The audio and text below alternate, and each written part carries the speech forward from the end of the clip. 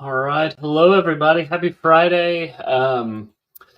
It is Friday. If you have kids, it might be leading into spring break. We're heading out tomorrow, and nothing more fun than trying to go on a trip, and then craziness ensues at a macro level.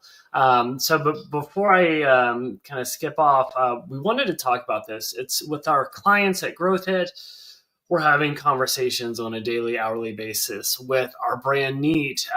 We went very deep on it this week. We're putting people on planes to Vietnam to look at manufacturing options. So I thought it'd be fun to talk about this and how we're approaching it. So for all the other people out there that are being impacted by tariffs, hopefully this will be helpful to get something from it to help drive your strategy. And a person on my team kind of reminded me of this quote, which is never let a good tragedy or a crisis go to waste. And so with that in mind, how we can kind of invert this and make this an opportunity, right? Let's not waste this tariff crisis. Where is the opportunity in all of this? Let's dive in. So at a high level, where are we at? So what is today? April 11th, 2025. There was reciprocal tariffs going on. We're now at a 90-day pause, which is a little bit of a breathing room. The stock market has reacted, and so we can kind of breathe for a second, but it's really time to take action and figure out the plan, right? And for me, I'm all about making or not making decision by indecision. I've done that in the past, and it is not something that usually ends up very well. So, how we can strengthen, not stall, and using and this is an opportunity to actually take market share and do some things. So, I want to be very real. Like, yes, the pressure is very real. We were talking about really scaling things. We had our best month ever, and this hits with our brand Neat, right? So, what are the things that are on the table? It's like, oh, we want to make that higher. Are we going to pause that? Supply chain volatility. We're about to make a huge order. What do we do there? The rising acquisition costs. It's changing how much we can order, and it's impacting, what we can charge. We'll get into consumer sentiment as well. Another thing where for small brands out there that are kind of freaking out, you actually have a little bit more of an advantage than bigger brands from a fixed versus variable cost perspective, right? As you look at your fixed overhead, that's really hard to kind of flex up and down from your warehouse lease to full-time staff. That can be tough. Is this a time where you try and go more variable with 3PLs, freelancers, agencies, even working through rev share models? We've been doing that with clients ourselves. For me, here's what kills me the most, though, is the uncertainty. Because when I don't know what's going to happen, it's really hard to make strategic decisions, right? Investments in inventory and marketing and roles, strategic planning. We had big goals for this summer and for Q4. Those might be pulled back a little bit. And so where our meetings were a little bit more exciting, they're a little more fear-based. So growth-based, now fear-based. So the last thing that I'm thinking through on this is, you know, who else this impacts? Obviously, it impacts brands. It's impacting our clients at Need. It's impacting Need itself, or clients at GrowthHit. It's impacting retailers with low inventory confidence. And the other one that I'm really interested to see is the consumer sentiment, right? Across a lot of our clients, we're seeing sales are just kind of down as people are more interested in following the news rather than trying to make purchasing decisions, right? And especially if prices are about to go up. So that was a little doomsday for you. So what's your move? So what I want to hit on is like 4 things to think about and how to navigate tariffs over these next 90 days and what we're doing with clients and with our own brand. So the first thing is know your new numbers. These numbers are going to change. We know that for sure. But really start to understand what are the new numbers and how that impacts your growth story. Second, look at your positioning, your messaging as a brand. And does that align with the current mindset of the client, right? If we're talking about, vacationing in San Tropez and finding the perfect outfit, does that meet them where they're at, where they're worried about the price of eggs or blueberries? And then finally, marketing tactics where you can play offense, not defense right now. Where's the gift in all of this? And so there's two things I want to hit on from a mindset perspective before we get into those four things. The first one I kind of teased is how you can be proactive and really start to think through different scenarios and what you're going to do, right? The second, third order effects of this. Because I think that's where these brands will be made in this time, is really thinking through those scenarios. And that happens by being proactive. The other thing is, where's there a gift in this? It might be hard, but can you stretch to find that silver lining? It's like, well, we're actually wanting to move manufacturing. Oh, we're actually wanting to get leaner with how we run things.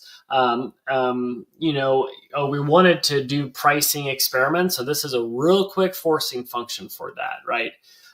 Smart brands use downturns to strengthen brand operations and even margins over the long haul. Okay, so the first one, when we're talking about knowing your new numbers, we're talking margins. And one thing that I would hit on is we find higher margin SKUs. What are the tools in your toolkit that you're able to do as a brand right now? From your profitable scaling margin, your PSM calculator, we'll talk about in a second. What products are high margin? What bundles should you start creating now? Do you need to cut some of the lower margin items and not push those as much because it doesn't work for the unit economics of your business? I want to put a little light on PSM, the profitable scaling margin formula. And that formula, I'll put it up here actually. Where did I put it? It's essentially your lifetime value divided by COGS, your cost of goods sold, plus your cost per acquisition, your cost to acquire somebody. And so what I did is I took the normal PSM, profitable scaling margin formula here, and I added it with tariffs. So basically, you need this to be over 1 for it to have a healthy business. And so I gave a scenario. Let's act like with the average purchase is $89, and for COGS is 33, CPA is 40. We have a 1.2 profitable scaling margin. That's great. It's over 1. We can scale. But if all of a sudden we add in tariffs, let's say it's $21, we're below 1. That means we are not first purchase profitable. We are losing money on that purchase. But the question to ask yourself, if you have a high repeat purchase product like subscription supplements, or you're doing fast fashion, if it's consumables, you probably have a nice lifetime value. But you need to ask yourself, what's your risk tolerance? Are you willing to look at 90 days, or do you want to look at 12 months? And so if you're going 90 days, even with tariffs, hey, it still works. It works in both these scenarios. But now is the time to really know your numbers and the growth you can afford right now, and what products you can scale, what personas you can go after to scale. So that's number one. Know your numbers. This is a great way to reinforce the PSM, profitable scaling margin. Okay, as we know the numbers, the other thing that you want to think through is, you have fixed costs and variable costs. Some are easier to manipulate than others, right? We mentioned with some of the variable costs, can you switch from full-time to agencies, to freelancers, to contractors, from the warehouse to the 3PLs? Can you start to negotiate with partners to do rev share, more variable compensation, right? I think a lot of people will be empathetic. A lot of partners will be empathetic to where you're at right now. Even at GrowthHit, we're happy to have those conversations. Okay.